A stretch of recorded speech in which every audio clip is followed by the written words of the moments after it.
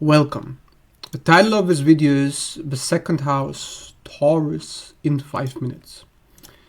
So, this is the fourth video of my series about the shadows of each zodiac house. So if you're interested to know about the shadow of the second house, aka Taurus, proceed to watch. And if you are new to this channel, my name is Georges Verbena. I talk about the shadow aspects of each house, so if you don't like to hear about your shadow, about your shit show, your personal trash, your garbage, your responsibility, if you don't want to hear about that, sign off now. So, the second house is about values. It's the most boring house of the zodiac if you ask me, but not necessarily. Because it's connected to the senses, it's connected to Venus, the physical body. So somebody with prominent planets in the second house, for some reason there's a strong emphasis on the physical senses, on touch, interacting with something physical, whether that's collecting things in your home, buying things, eating, or pleasure, like sex. But it's the mundane, the lower pleasure, it's the animal soul. So there's an animalistic part of the second house, because if a person is focused on that area, they're focused on, look at me, I am a personal piece of art, and it's all about art. It's all about enjoying the fruits of nature.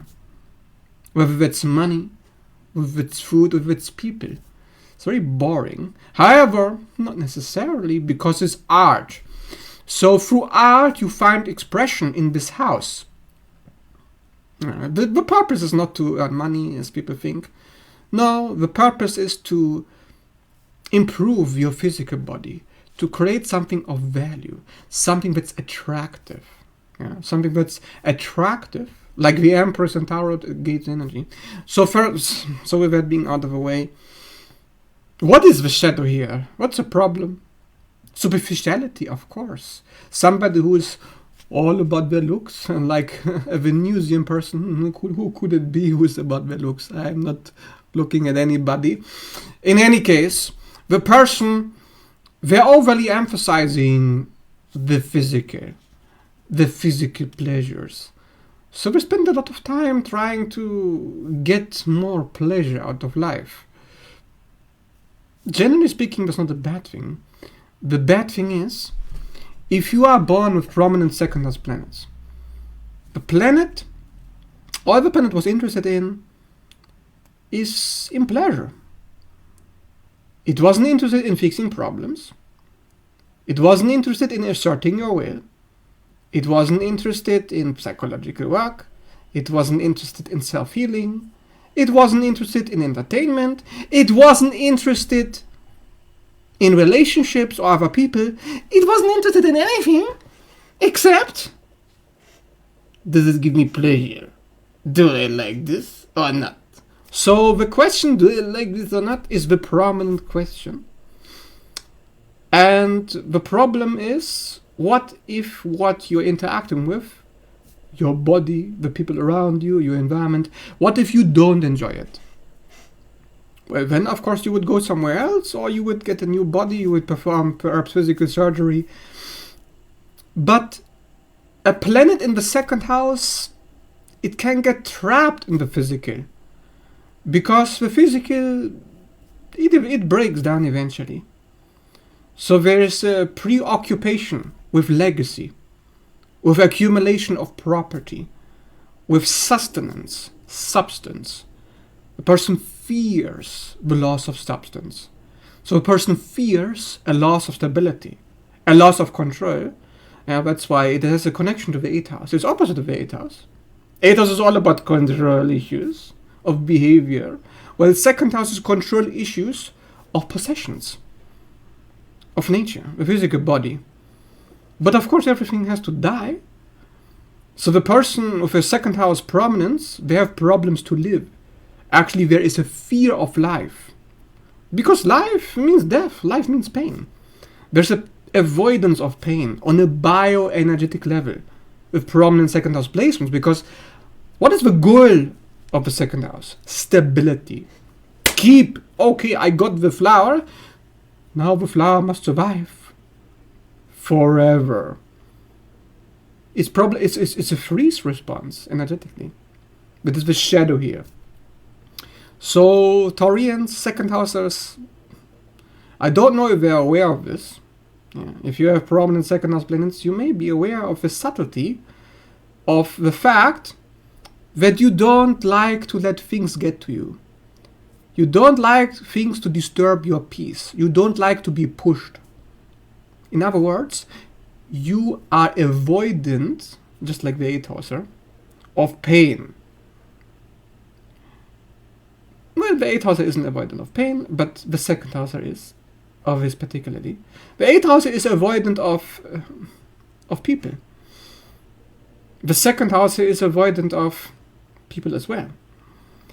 There's a, how do I call it? A schizoid component to the second houser. Yeah, I got my goods. I got my garden. I got my plants. I got my food. Leave me alone. I got everything I need. Why would I need you? Oh, I could use you like an object for pleasure, for sex. Okay, then I will use you. Yeah, it's usury is also a problem of this house. Using people because it's all about objects. That's all that matters to you. You're not interested in psychology. You're not interested in healing. You're not interested in anything except, can I use this? Can I keep this? Can I enjoy this? Yes or no? That's it. It's animal consciousness. So don't expect too much. I'm sorry to say, but second house planets... why the fuck is somebody born with second house planets? Sorry, and I'm not sorry, but really. What is this focus on lower pleasure? What about the higher pleasure? Right? So you can say I'm on my high horse because I'm a 12th houser. Both the 12th house and the second house have in common. It's about Venusian, Neptunian, whatever artistic pleasure. That's all that really matters. So it's very, very primitive, very primal. It's connected to the instincts. So the person wants to be taken over by nature. It's a nature man or woman, which means second houser is a protector. But the protector can become rigid, like a bulwark, like, I'm not moving, this, you're never gonna get this from me. There's a fear of loss. And where there's a fear of loss, there's fear of authenticity. Yeah. In 8th house, we have fear of vulnerability. Fear of, oh, you can't know what's wrong with me. The second house doesn't care if people know what's wrong with them. The second house cares, what if I lose you when you get me pleasure?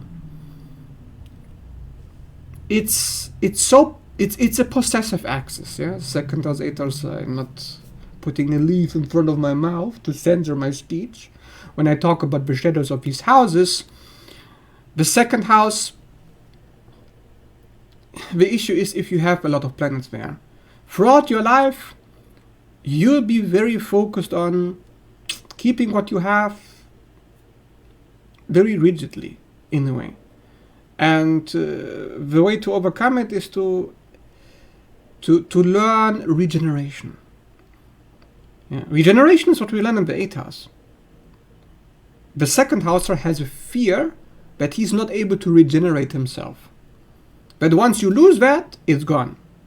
It's a fixed kind of energy. So the mind is very fixed. It's primitive, remember, animal consciousness. Sorry to say, but it's a kind of reptilian type of consciousness. So beware. Okay, this is opposite of the 8th house. So while the 8th houser, even though the trauma is quite severe, planets in that house, perfect for shadow work. But second house planets, not so good for shadow work. Why? Because the shadow work is not to expose the shadow. It's not to fix the shadow. It's to simply fix the feeling of loss, which is the worst type of feeling for a second houser. And there must be some kind of abandonment issues early on in childhood. Like, there was no stability. No stability with a parent. So maybe there was an early death, or the parents were very materialistic and all they cared about was the looks of the physical body of the child. Or maybe the father or the mother was a craftsman of craftswoman, and all the person cared about is the gadgets that they had, all the little gadgets. So the child learned, if I can touch this, if I can use it, if I can enjoy it, it's worthy. It's worth interacting with. Other than that, I have no interest. So the animal part of the body is emphasized. So this is very low consciousness. This is the lowest consciousness out of all the houses. Sorry, not sorry to speak the truth, but this is astrology. It's bioenergetics. It's connected to the physical body. It's connected to the senses. This is the lowest consciousness out of all houses. Okay, get it? Yeah? Lower than the first house. You have to understand, even though the first house is the first, it's soul, it's the spark of God consciousness. The second house is not the spark of God. The second house is descending to the lowest of the lowest parts of the body. The lowest of the lowest. So that's where it is. So that's what the person is focused on. There's nothing wrong with it. Yeah. After all, it gives you pleasure. After all, it produces art. After all, we get gadgets, we get money, we get food, we get shelter, we get comfort, we get stability, we get beauty, we get everything that we need for life. But do not expect consciousness expansion in that house. Please, for the love of God, do not. It's not going to happen. Yeah. If a person with a second house stellium is fortunate, they may have some psychological indicators somewhere in the chart. That's going to save them from the meaninglessness of that house. It's very meaningless.